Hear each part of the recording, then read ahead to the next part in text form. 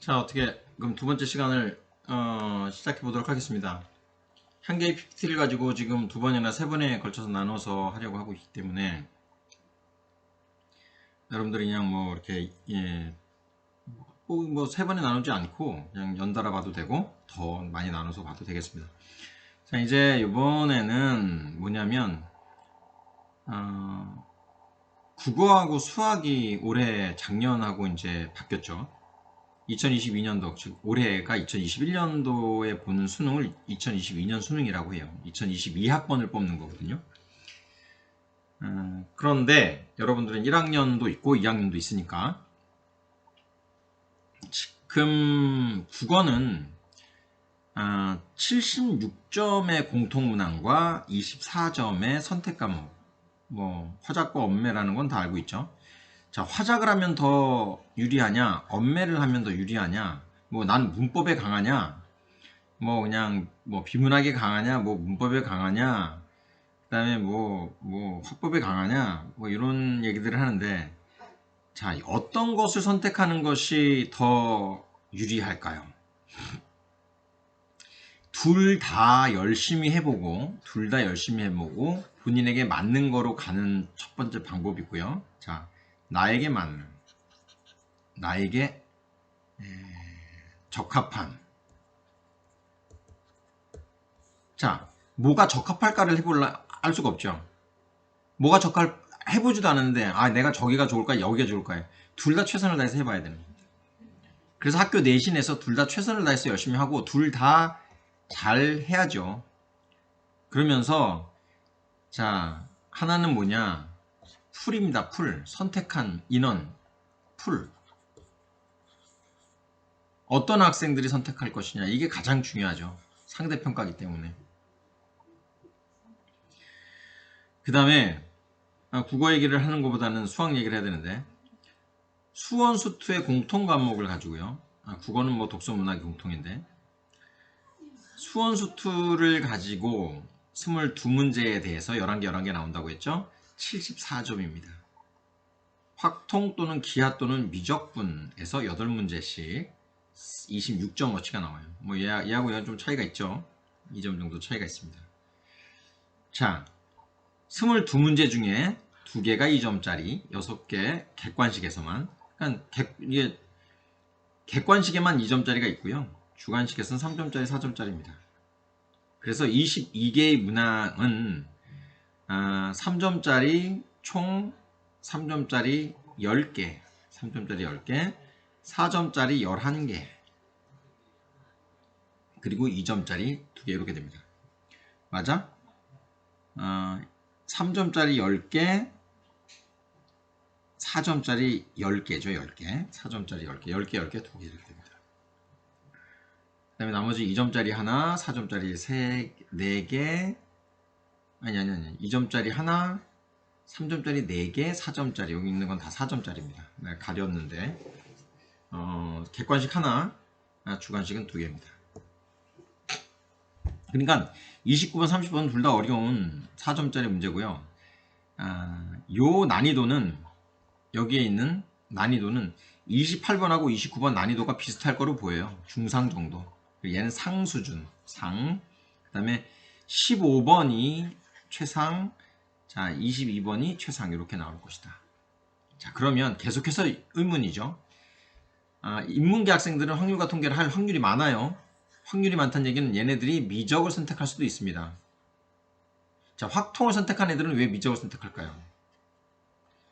아주 잘하는 학생들이나 아주 못하는 학생들은 확통을 선택하지 않고 문과에서 미적을 선택해도 나쁘지 않을 것 같다는 이론이 생기죠.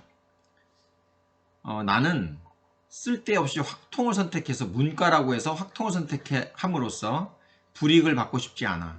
나는 미적을 해도 잘할 수 있어. 그래서 문과 학생들 중에 미적을 선택하는 학생들이 생길 수 있고요. 자, 나는 어차피 성적이 수학 성적이 어차피 안 나올 것 같아. 근데 문과에서 못하는 것보다는 이과에서 못하면 그래도 기본 점수는 좀 많이 받을 수 있을 것 같아. 예, 그런 생각들을 갖고 있는 선생님들도 그러니까 선생님들이나 이런 얘기를 하는 선생님들도 계시더라고요. 근데 문제는 뭐냐면 문제는 누구냐면 기하를 선택할지 미적을 선택할지를 고민하는 거죠. 이과 학생들이 지금 가장 고민입니다. 그런데 재수생들은 기하를 선택할 확률이 많지 않아요. 근데 재수생들 중에 우수한 학생들이 많거든. 그러니까 재수생들이 미적을 선택을 많이 하겠죠. 미적을 선택합니다. 그 다음에 미적을 재학생 중에 공부 잘하는 학생들도 미적을 선택하면 됩니다. 그럼에도 불구하고 기하를 잘 선택하지 않는 이유는 수원수투에서 약간의 불이익을 받을 것 같으니까 선택 안 하는 수도 있어요. 이 모든 것들을 타파할 수 있는 게 뭐냐, 이 모든 걸 이런 생각을 하지 마. 그냥 초이스한 거에서, 처음 선택한 거에서 그냥 끝까지 최선을 다해서요, 다 맞으려고 노력하는 수밖에 없어요. 선생님도 미적을 선택하는 게 좋을지 뭐 기하를 선택하는 게 좋을지 굉장히 많이 고민을 하고 있거든요. 거기에서 가장 큰 영향을 미치는 건 무엇일 것으로 보이느냐? 선택하는 인력 풀입니다. 학생 풀. 이건 지금 아무도 몰라요. 아마 올해 2021년도 6월 9월 돼봐야지 압니다. 조사는 계속 하겠지만 재수생들이 들어오지 않고 중간에 바꾸는 아이들, 그 다음에 뭐 기하를 미적을 선택했더니 계속해서 뭐 6, 7, 8등급밖에 안 나와요. 그러면 차라리 기하로 넘어가 봐야지. 기하로 넘어갔더니 한 2등급이 올라. 그럼 기하를 선택해서 가겠죠. 이런 게 기하가 갑자기 그런 어떤 가능성을 보여주면 우르르 또 넘어갈 거예요. 우르르 넘어가면 기하는 기하대로 또 빡빡해질 거예요. 그러다 보면 미적이 또 여유로워질 수도 있고, 미적은 미적대로 힘들어질 수 있고, 결국은 미적하고 기하가 어떤 거에서도 그러니까 이익과 불이익이 생기지 않는 때가 오려면 한 2년 정도 걸릴 것 같습니다. 2년 정도. 그러면 변수를 줄이려면 인력풀에 대한 변수를 줄이려면 많은 쪽에 선택을 해야 되는데, 그 많은 쪽은 현재까지는 미적이죠.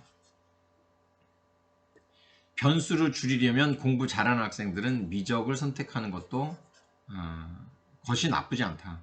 미적을 선택해서 다 맞아야겠다는 생각을 갖고 가야죠. 이렇게 될 것 같습니다.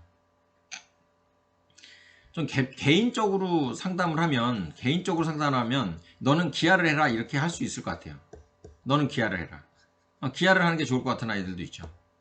공부 양도 적고 이러니까. 그런데 일단은 내가 수학에 어느 정도의 경쟁력이 있다고 생각하면 미적으로 가세요. 네, 그게 좋을 것 같습니다. 요는 이따가 점수표를 보면 계산하는 방법을 좀 봅시다. 자, 요거 아는 학생들이 많지 않을 거예요. 뭐 선생님들, 여기 뭐 학원 선생님들도 요거 이해하고 있는 선생님들이 없을 텐데 많지 않습니다. 이거 보고도. 자, 내가 받는 나의 점수는 여기 웃긴데 출발하는 점수에 이게 내가 선택한 수원 수투의 평균 점수입니다. 원점수 평균이에요. 자, 근데 누구들끼리의 평균이냐면 수원 수투의 평균이긴 한데 내 그룹의 평균입니다. 내 그룹. 내가 미적을 선택했으면 미적을 선택한 학생들끼리의 수원 수투 평균, 확통을 선택했으면 확통을 선택한 학생들끼리의 겁니다. 그래, 당연히 확통을 선택한 아이들은 이게 성적이 어떻겠어요? 이 평균이 낮죠. 이게 얼만큼 낮아질지에 대해서 한번 조금 있다가 체험하는 시간을 갖도록 하겠습니다. 다양한 방법으로. 내가 볼 때는 많이 차이 날 거예요. 많이.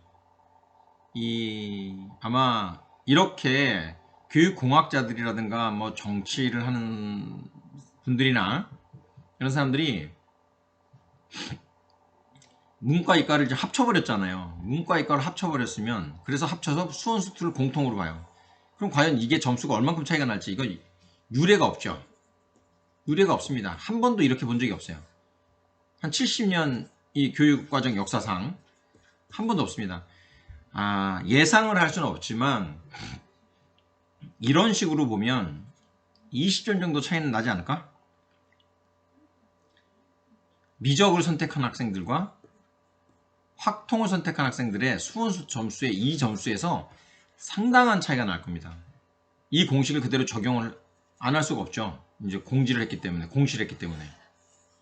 그러면 이 상태에서 얘는 누구냐면 얘는, 자, 그러면 이건 불공평하죠.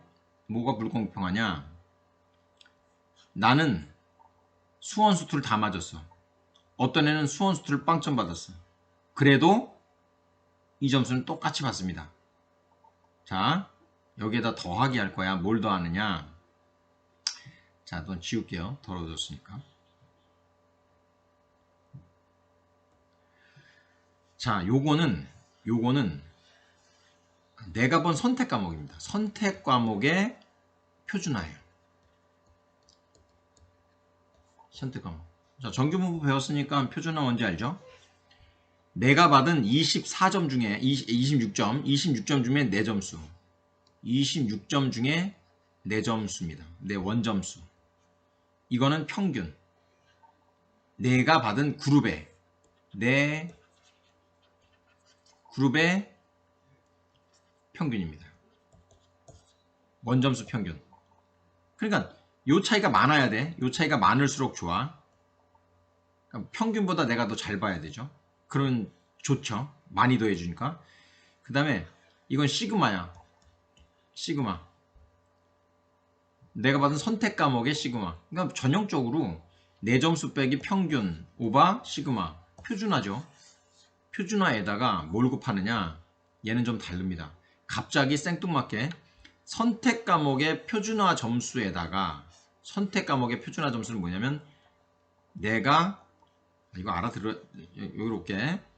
내가 평균으로부터 시그마를 가지고 있을 때 많이 떨어져 있어야 많이 떨어져 있으면 1시그마, 2시그마 이런 식으로 가죠. 이게 1시그마, 2시그마 몇 배 할 것이냐 이거. 내가 가진 선택 과목 확통이면 확통, 미적이면 미적, 기하면 기하에 평균보다 내가 몇 배의 시그마만큼 갔느냐. 1배, 2배 하면 엄청 많이 가는 거죠. 2배 하면 엄청 많이 가는 거예요. 그러면 여기에서 뭐 1.5배 정도가 간다. 1.5배 정도 왔다.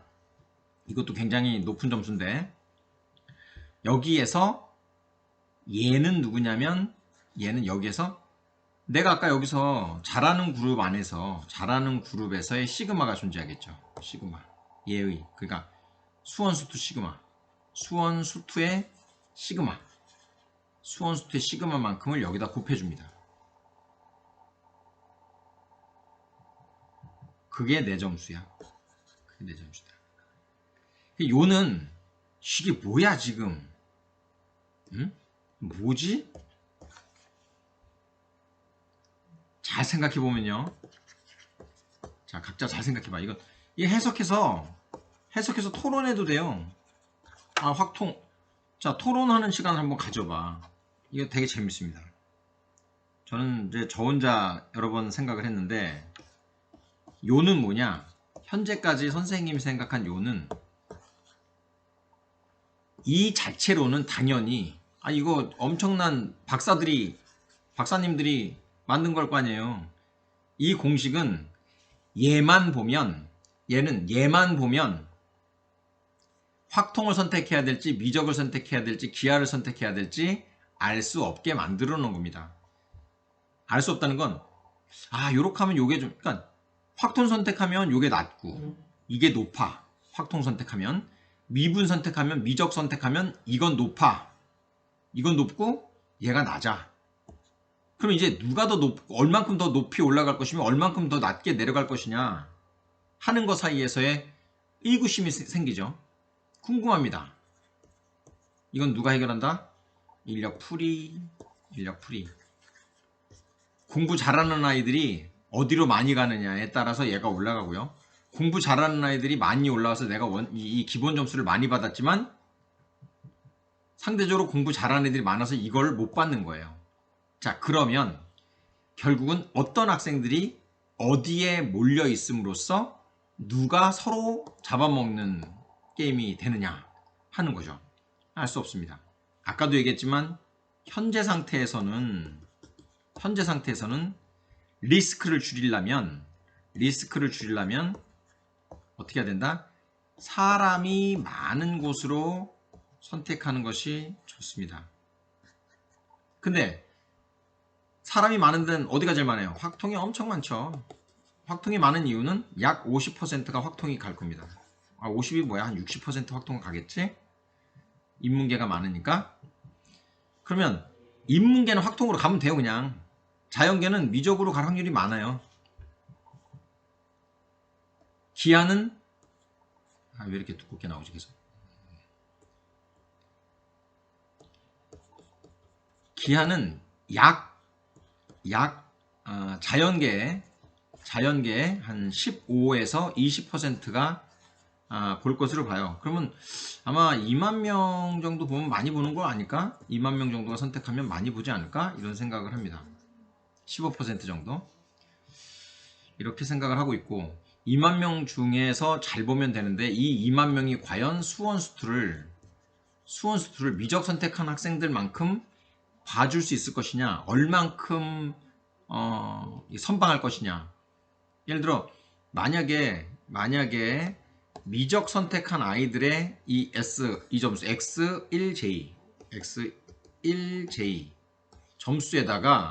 점수와 기하 선택한 학생들의 X1J 요게 차이가 한 2점 정도 안에서 나면 기하 선택하는 게 좋습니다.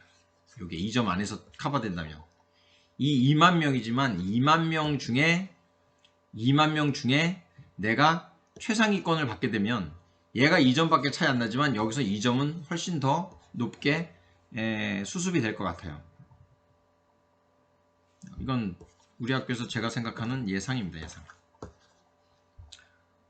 충분히 많이 생각해보고 얘기를 하는 거고, 학원 선생님들하고 얘기해보면 뭐 차이가 있을 수 있겠죠. 자, 요거는 뭐냐면, 자, 모의고사 한번 보여주는 거예요. 자, 좀 생소한데 2점 2개야. 그 다음에 3점이 바로가. 그 다음에 그동안은 1번서부터 21번까지 이렇게 난이도가 올라갔잖아요.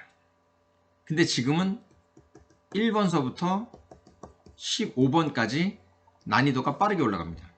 사실상 여기선 14번서부터 4점짜리였는데 14번서부터 4점짜리였지만 여기는 어떻게 돼요? 바로 9번서부터 바로 4점짜리가 나와요. 그러니까 8번까지가 3점이지. 이게 보통 때는 5번이나 6번에 나왔던 거잖아요. 이 4번 문제가. 그 다음에 자, 5번도 보면 생각보다 조금 이렇게 어려운 문제다 이런 거보다는 8번까지가 3점 끝이야. 그러면 9번서부터 4점이 나옵니다. 난이도들이 이렇게 되고 시험 문제가 이렇게 생겼다는 거예요. 자, 이제 뒷부분을 좀 가봅시다. 9번서부터 이제 4번 첫 번째 자리가 나오는데 13번에서 증명 문제가 납니다. 근데 수학적 귀납법을 물어보는 건 아닙니다. 이것을 구하는 과정, 무엇을 구하는 과정이다. 이런 식으로 문제가 나와요. 자, 14번은 기니디가 나와요. 기니디가 아니 없어지지 않았다는 게 중요한 겁니다. 근데 어디서 나오느냐? 지금 여기서 예시문항은 지금 이거 2022년 대수능 예시문항입니다. 예시문항. 작년 말에 발표한 수투의 속도 가속도에 대한 문제죠. 미적분의 활용입니다. 여기에서 이제 나왔다 거고, 난이도는 여러분들이 지금 풀어보면 됩니다. 풀어봐야지 알 수 있죠. 그 다음에 15번에서는 수열의 귀납적 정의, 귀납적으로 정의된 수열에 대해서 나왔어요. 근데 이게 수원에서 나왔는데 앞으로 계속해서 수원에서 나올 것이냐? 선생님이 얘기하는 건 수투하고 바뀔 수 있다. 왜냐면 수투는 미적분하고 비슷합니다. 근데 22번이 가장 어려운 거라 그랬잖아요. 킬러 문항이에요. 22번이 제일 어려울 거예요. 얘네보다도 더 어려울 거야. 근데 미적을 생각하는 학생들이, 미적을 공부하는 학생들한테 수투는 어느 정도 연계가 돼 있습니다. 연계성이 많죠. 그런데 가장 어렵다고 할 수 있는 단답형, 즉 주관식 제일 마지막 문제를 수투에서 내버리면 미적을 선택한 아이들한테 다소 유리할 수가 있죠. 이게 논리적이나 상식적으로 생각하게 되면 충분히 생각할 수 있는 거예요. 그렇게 되면 확통이나 기하를 선택한 학생들이 마지막 가장 어려운 문제를 연습할 수 있는 그런 시간적, 그런 환경적 요인이, 상황적 요인이 좀 불리해져요. 그렇기 때문에 개인적으로는 가장 어려운 문제는 수원에서 내고 수투는 공통과목으로 15번 정도에서 내는 것이 좋지 않을까, 이런 생각을 갖고는 있습니다. 요는 15번하고 20번의 위치는 언제든 달라질 수 있다 하는 거니까 그렇게 알고 있는 게 좋겠습니다. 그 다음에 16번서부터도 여전히 주관식이지만 3점짜리로 간다. 그러니까 주관식에는 원래 2점짜리가 없죠. 그래서 공통의 2점짜리가 2개가 생겼다 하는 겁니다. 그 다음에 좀 더 가보면 21번하고 22번에서 지금 순서상인데 결국은 뭐 극대극소에 대해서 미적분, 미분법에 대한 얘기가 나오고 있죠. 최대값, 최소값. 그러니까 도함수의 활용입니다. 도함수의 활용이 수투에서 나왔고 요즘의 문제는 삼각형의 이제 이 삼각함수에서 사인 법칙과 코사인 법칙을 이용하는 문제들이 많이 나옵니다. 이거 삼각함수 활용인데 활용의 도형 문제예요. 이렇게 도형을 주고, 이게 필수 유형처럼 돼가는 것 같습니다. 도형을 주고 삼각함수의 활용, 코사인 법칙이나 사인 법칙을 이용해서 풀어내는 문제는 이게 어디로 가냐면, 이 문제는 여러분들 미적을 선택한 학생들 같은 경우에는 삼각함수의 극한 문제가 있어요. 이것도 필수인데 필수라는 게 거의 나올 확률이 많죠. 미적에서의 삼각함수의 극한 도형 문제에서도 사인 코사인의 법칙을 활용하는 문제가 충분히 많이 나올 수 있다 합니다. 얼마 지금 2015 교육과정에 2022년 대수능 예시문항을 포함해서 2021년 수능을 보면 삼각함수의 극한 문제가 삼각함수의 극한 문제에 삼각함수의 활용이 들어가는 문제들이 많이 있습니다. 즉 사인 코사인 법칙은 굉장히 중요하게 사용이 되고 있다. 그리고 나서 이제 뭐 기하를 샘플로 보면, 자연계 중심으로 보겠습니다. 기하 샘플로 보면 2점짜리 하나에 이제 24번이 보통 한 24번이 25번 정도 수준으로 올라가면서 가요. 이전에 이 정도 수준으로 올라가면서 쭉 갑니다. 27번하고 28번까지가 객관식이지만 객관식에서 4점짜리는 하나밖에 없습니다. 23번만 2점이고 27번까지 3점입니다. 지금 요즘의 특징은 아주 어려운 최상 문제는 좀 쉬워지고요. 중상 문제가 올라가면서 중위권 학생들의 변별을 유도하는 그런 스타일로 가고 있다. 그렇기 때문에 공부를 잘하는 학생들은 조금 뻑뻑하게 가야 돼요. 옛날보다 쉬운 문제는 줄어들고 최고 어려운 문제는 없어지지만 중위권, 중상, 좀 어렵다 싶은 문제들이 많아지는 그런 추세입니다. 29번, 30번은 둘 다 3점짜리다, 4점짜리다. 얘는 기하든 뭐든 간에 약간 난이도가 어느 정도 아주 치솟진 않을 것이다.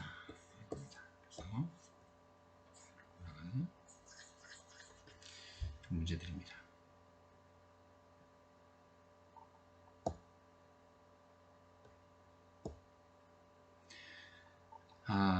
세 번째 영역으로 넘어가 보죠. 여러분들한테는 뭐 가볍게 넘어가면 됩니다. 뭐 출제 형식이 있어요. 형식. 이거 대충 내는 게 아니에요. 매번 아주 생각보다 아주 정형화돼 있는 문제 유형입니다. 발문도 윤문도 다 일정하게 어디 획일화되어 있는 듯한. 그래서 이건 수능 유형에 유형이 존재하게 하는. 그럼 왜 유형을 존재하게 해요? 사고력 평가한다면서. 유형이 존재한다는 거는 여러분들이 일정한 범위에서, 예측 가능한 범위에서 문제를 출제해 주겠다는 거거든요. 그러니까 선생님들이 나가서 막 내지 않아요. 굉장히 내던 부분에서 내던 스타일대로, 내던 말투대로 교과서에 쓰는 그 용어 그대로 냅니다. 교과서에 다뤄보지 않은 새로운 형태는 내지 않으려고 해요. 그 주어진 규칙 안에서 그것들을 조작해서 유연한 사고를 갖고 참신하게 여러분들이 독창성을 발휘해서 문제를 이제 풀 수 있느냐 하는 것들을 평가하고 있다. 선생님들한테 수업 시간에 잘 들어보면 알 수 있습니다. 그런 것들에 대한 내용을 얘기해요. 여러분들한테 뭐 이렇게 뭐 낚이게 하려고 하지 않아요. 간단 명료하고 가장 간단한 중복 조건도 안 줍니다. 필요 없는 조건도 없어요. 필요 없는 조건이 있지 않아. 왜냐면 잘하는 아이들은 내가 쓰지 않은 조건이 생겼을 경우엔 되게 혼란스러워하죠. 발문은 간단하게 알아듣기 쉽게 합니다. 그 다음에 매력적인 오답은 안 해요. 여러분들 봐봐. 잘못 풀면 루트 3이 나올 수 있다면, 잘못 풀어서 루트 3이 나올 수 있으면 보기에 루트 3을 삭제합니다. 이게 국어하고의 큰 차이죠. 국어는 매력적인 오답들을 많이 넣어요. 수학은 잘못 풀면 루트 3이 나올 수 있다고 생각합니다. 그러면 루트 3 뺍니다.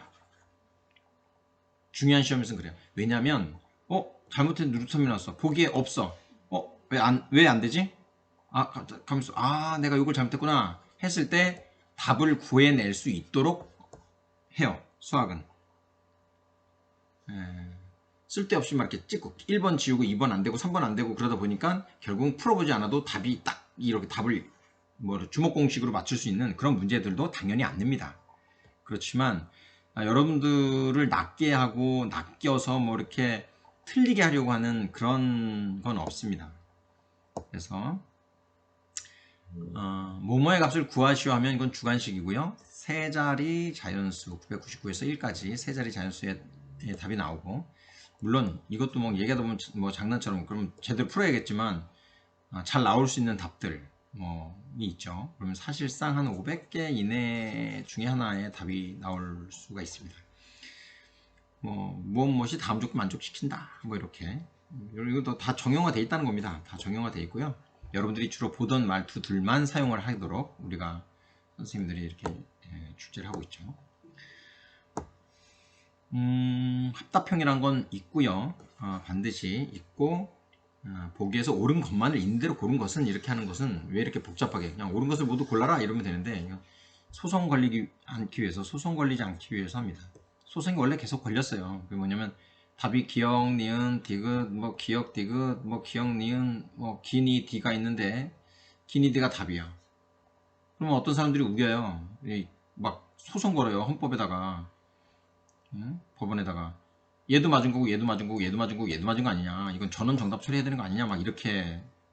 이게 여러분들 상식적이지 않을 것 같기도 하지만 이게 굉장히 많이 왔었습니다. 그래서 지금은 이렇게 발문을 하고 있고, 좀 불편하더라도 그래서 이게 유지가 되고 있는 겁니다. 이렇게 돼서 이거 이런 것들은 넘어가도 되죠. 수능을 수능 수학을 조금 더 깊게 보자는 거고요. 상수라는 말을 쓸 때도 있고 실수라는 말을 쓸 때, AB가 실수일 때, AB가 상수일 때. 상수라는 건 고정된 값을 얘기합니다. 즉 AX의 제곱 더하기 BX 더하기 C는 0에서 AB가 상수다, 그렇게 되면 A, B, C는 이 주어진 조건에 의해서 결정되어질 수 있을 때 상수라는 말을 주로 쓰고요. 절대적인 건 아닙니다. 왜냐하면 이런 기준 자체도 의견들이 조금씩 분분하지만 대세적인 얘기를 합니다. ABC가 세 상수 ABC에 대해서 이렇게 쓸 수도 있지만 세 실수 ABC에 대해서도 쓸 수는 있죠. 그렇지만 개수를 상수라고 할 때는 유일한 값, 2개 이상의 값을 가질 수 있는, 뭐 이럴 때는 A 이렇게 되기도 하고 이렇게 되기도 하고 뭐 이렇게 되기도 하고 이렇게 되기도 하게 하는 어떤 상수에 대해서는 실수라는 말을 주로 쓰게 되죠. 매우 중요한 조건이 될 수도 있고 그냥 형식적인 어떤 문제의 완성도를 위한 것도 그런 조건이 될 수도 있겠지만, 문제의 앞뒤에서 쓰이게 되는 X에 대한 어떤 그 범위는 굉장히 여러분들이 잘 눈여겨봐야 됩니다. 네, 나머지는 너희들한테는 중요하지 않아요. 자, 이제 조금 이제 또 다시 근본적인 얘기를 좀 해볼까요? 가형이 유리할까, 나형이 유리할까? 가나형이 없어지면 어떻게 될까? 자, 솔직히 수도권 이외의 대학에서는 의미가 크게 없습니다. 의미 없습니다. 자, 상위권 대학에서는, 중상위권, 뭐 수도권이라고 해요. 수도권 대학에서는 사실상 가나형이 유지되고 있다. 그러나 이게 결론입니다. 그러나 서강대 같은 경우에 보세요. 가나가 사실상 많이 무력화되긴 했어요. 근데 서강대 같은 학교들이 많진 않아요 지금. 수학하고 국어를 잘 봤다. 그러면 가형이든 나형이든 간에 서강대 쓸 때 굉장히 유리합니다. 그 다음에 가나형에 대해서 자율전공학교, 전공, 자율전공이라는 게 있는데, 자율전공도 있고 자율전공이죠. 자율전공은 1학년 때 들어가서 2학년 때 자기가 문과든 이과든 아무데나 갈 수 있는 그런 것들이 확대되고 있다. 이런 것들. 그렇지만 여전히 중요한 얘기는 가형과 나형은 폐지가 되긴 했지만 지방에 있는 대학이, 서울에 있는 대학 30개에다가 지방에 있는 대학 170개예요. 그러니까 가나형 폐지에 별로 영향이 없는 학교들이 정말 오히려 더 좋아진 거죠. 아무거나 갈 수 있으니까. 그렇지만 우리가 서로 가고 싶어하는 로망인 학교들은 대부분은 가형, 나형의 시스템을 아직은 갖추고 있는 모습을 갖추고 있는 형태다 생각하면 됩니다. 요는 그렇고, 그렇다면 가형과 나형이 폐지되면서 누가 유리하고 누가 불리하냐 하는 걸 한번 좀 볼게요. 자, 이 공식을 보면 또 나왔죠. 여러분들 생각해 보라니. 여러분들이 요 점수를 많이 받고 싶고, 기본 점수를 많이 받고 싶고, 얘도 많이 받고 싶죠. 많이 받는 방법은, 얘는 우리 애들이 잘해줘야 돼요. 우리 편이 잘해줘야 되고, 여기서는 우리 편끼리 싸워서 내가 잘 이겨야 됩니다. 근데 우리 편이 잘해줘야 되는데, 우리 편 중에서도 내가 평균으로부터 멀리 도망가면, 그러면 S의 X 뭐야? 다시 한번 1J가 커집니다. 그러니까 첫 번째, 우리 편이 잘해야 되고, 우리 편 중에서도 이제 우리 편의 평균보다 내가 멀리 더 잘 봐야 됩니다. 그럼 얘가 커져요. 그 다음에 얘는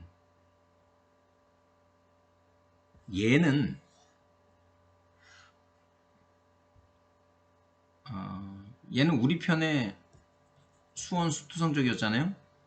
얘는 여전히 우리 편이에요. 우리 편의 선택 평균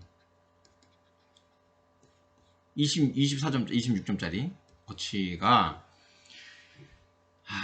요건 애들이 좀 못 봤으면 좋겠어요. 평균이 낮고 나는 잘 봐야 되는데, 수원 수투가 낮은 애들이 선택 과목의 점수가, 그러니까 수원 수투의 공통 과목 점수가 높은 애들이 선택 과목 평균이 낮을 리가 없죠. 근데 이게 올라갈 거야. 이게 올라가요. 그럼 나는 내 점수는 여기로부터 멀리 도망가기가 어려워. 얘가 이미 높으니까. 그러니까 요 차이가 작죠. 이것을 그들이 갖고 있는 시그마로 나눠요. 이 시그마는 어떻게 되는 게 좋아? 시그마는 적은 게 좋습니다. 근데 시그마는 잘하는 팀이 시그마가 작겠죠. 왜냐면 우리 애들은 잘하는 애 못하는 애가 많으면 이렇게 커지면서 시그마가 커져요. 그런데 우리 애들은 평균 주위에서 평균도 높지만 평균 주위에서 아주 많아. 그럼 시그마가 작지. 시그마가 작으면 이건 커져요. 또 이게 작아져요. 이게 작아지면 이건 커지지. 즉 나는 높은 평균으로부터 멀리 도망가지 못하지만 시그마가 작음으로써 결국은 또 커져요. 보상이 돼요. 보상이 되고 나는 아까 우리 편의 높은 성적으로부터 멀리 도망가면 좋지만 멀리 도망가긴 어려워요.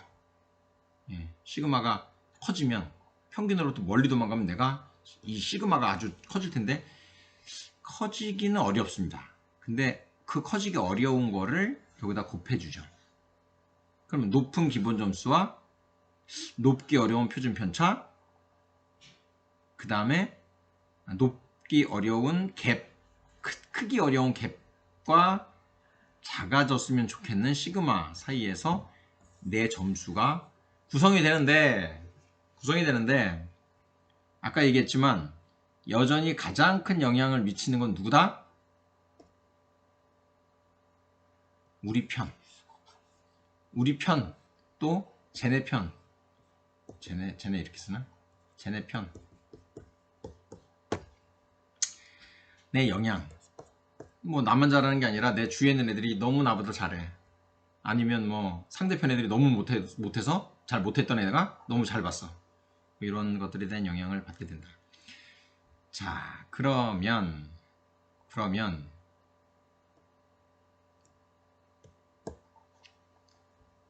정답률을 한번 체크해 볼 건데, 정답률을 체크해 볼 겁니다. 정답률 어디 갔어요? 잠깐만요. 자, 정답률을 체크해 볼 건데,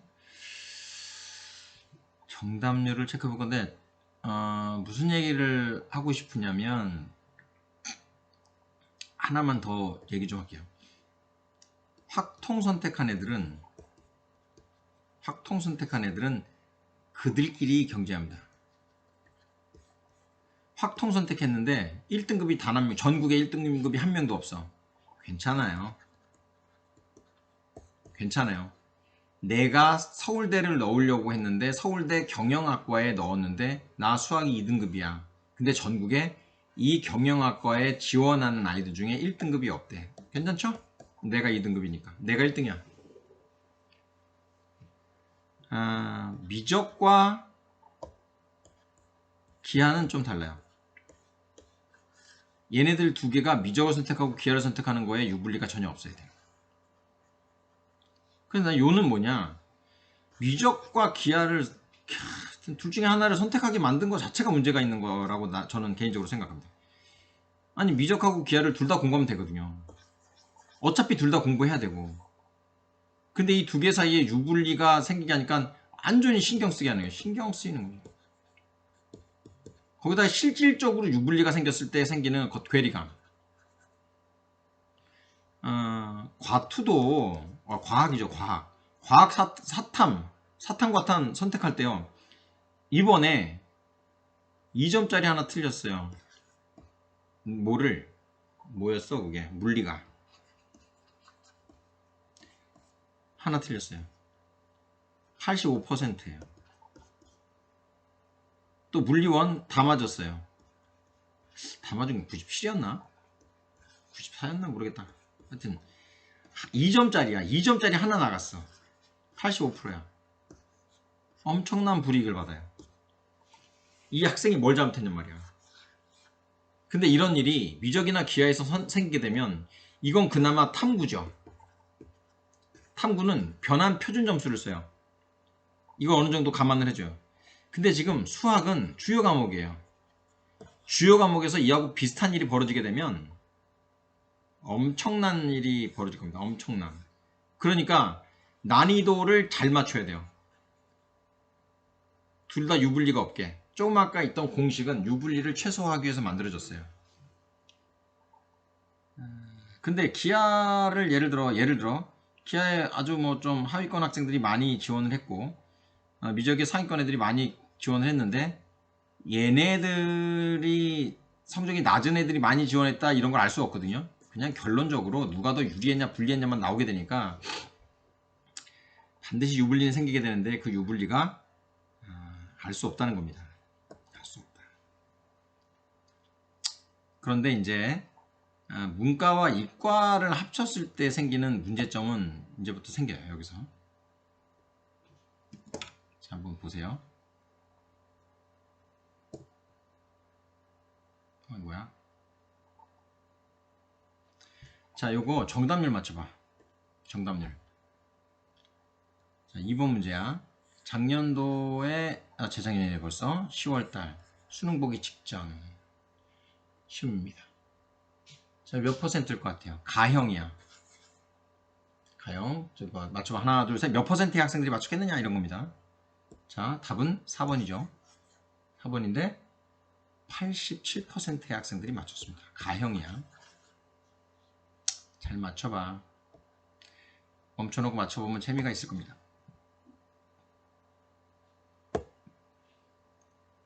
이건 4점이네. 4번이네. 4번. 몇 퍼센트일 것 같아요? 답이 5번이었음에도 불구하고 약 70%, 71%입니다. 잘했죠? 가형이니까 그래도 아는 문제만큼은 풀고 있어요. 가형이야.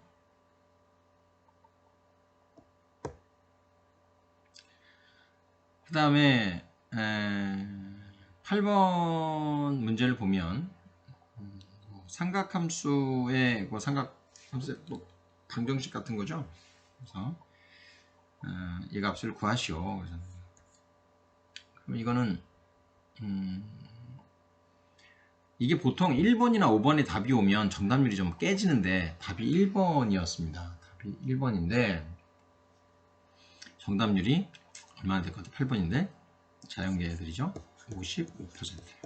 근데 이따 보면 알겠지만 8번에서 1번이 답인데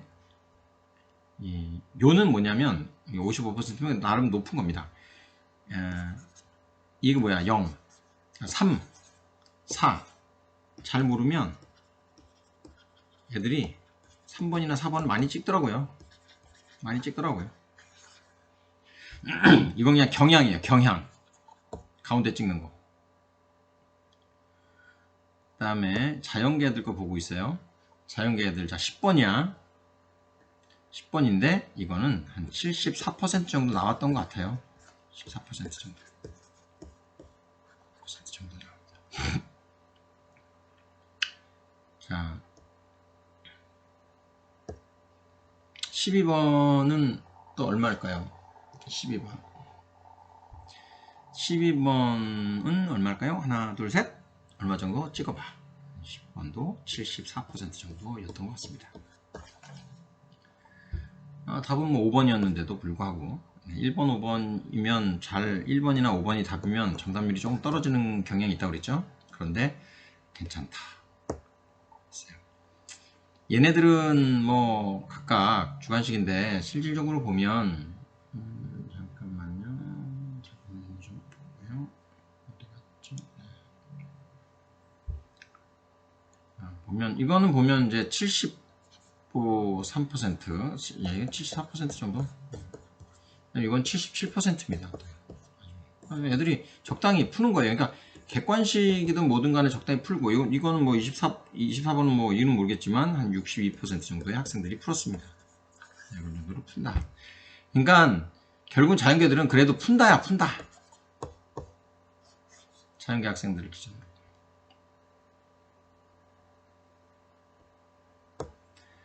그래서 인문계 좀 볼까요? 인문계 보겠습니다. 자, 인문계야. 이게 지금 뭐 하고 있어요? 유불리 보고 있어요. 유불리. 인문계. 지금 유불리 보고 있는데요. 지금 시간이 막 저절로 요거까지만 빠르게 한번 가볼게요. 14분인데 인문계 하는 학생들이 잘 봐. 이 잘하는 학생들은 잘하는데 못하는 학생들은 또 아주 못하는 게 있어서 그래. 이거 몇 퍼센트 정도 될 것 같아요? 맞춰봐. 인문계 자연계하고 비교할 수는 없죠. 얘는 정답이 1번이에요. 그죠? 자, 46% 정도가 맞췄습니다. 이거 자연계에서 나왔으면 몇 퍼센트 나올 것 같아요? 90%입니다. 결국은 이게 자연계 학생들보다 이거 내가 못해. 여러분들은 이게 야 이걸 어떻게 40%가 나오지 마 이러겠지만 그만큼 수학을 포기한 학생들이 문과에 너무 많이 있다는 거죠. 그렇다면 얘네들이 많으면 누가 걱정이야? 아까 얘기한 플러스 평균 점수가 많이 떨어질 수 있다는 거죠. 얘는 정답이 아마 2번이었던 것 같은데 집합은 또 좋아해요. 애들이 다 집합 잘해. 집합을 왜 좋아하냐? 이해하기 쉽고 간단하거든요. 이거는 70% 정도가 나왔습니다. 71% 정도가 나왔던 걸로 알고 있고요. 그 다음 1번보다도 훨씬 더 어려워 보이지만 5번하고 10번 같은 경우를 보면 5번하고 10번 지금 어디야? 잠깐만요. 이게 왜 이러지?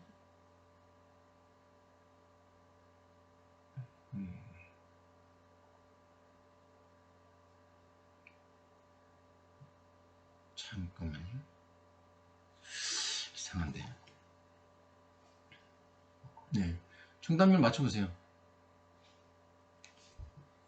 얘 정답률은 그러니까 예측을 불가한데 얘 정답률 65%입니다. 누가 봐도 1번보다는 어려움이 있겠죠. 그런데 이건 이유가 뭐냐? 답이 3번이에요. 사실상 정답률 보면 3번이 찍은 아이들이 한 35% 정도 되고요. 푼 아이들이 한 30% 정도 됩니다. 4번도 많이 찍어요. 자, 10번은 정답률이 40% 정도, 45% 정도 나옵니다. 자, 지금 이걸 보는 게 뭐냐면 여러분들은 지금 양정에서 여러분들은 공부를 이제 열심히 잘 하죠.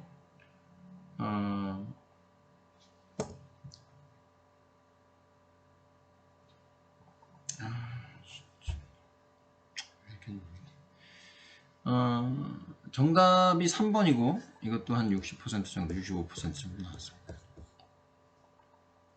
그러니까 이게 1번이 지금 40몇 퍼센트 나왔는데 6번까지 간다는 얘기는 이게 지금 뭐 진짜로 이제 아는 애들이 이제 풀기 시작하는 거고요. 이거 16번 같은 경우에 보세요. 여기에 16번 같은 아이고 16번 같은 케이스 보면 얘가 지금 27% 정도 나옵니다. 27% 정도. 정답 1번이었거든요.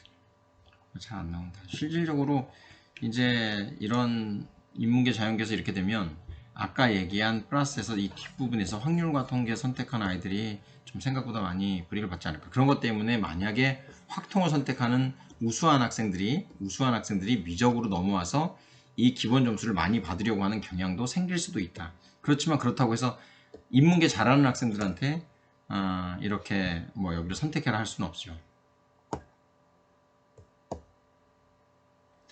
뭐 이것도 40%씩 이게 자연계들 나왔을 때 아까 기억나요? 70%뭐 70% 두 개, 22, 23 둘 다 22, 23 둘 다 70%대를 기록했지만 요거는 40%, 39% 이런 정도씩 나옵니다. 그러니까 반 정도씩 떨어진다고 보면 돼요. 180%, 80% 정도씩 이렇게 떨어진다고 보면 됩니다.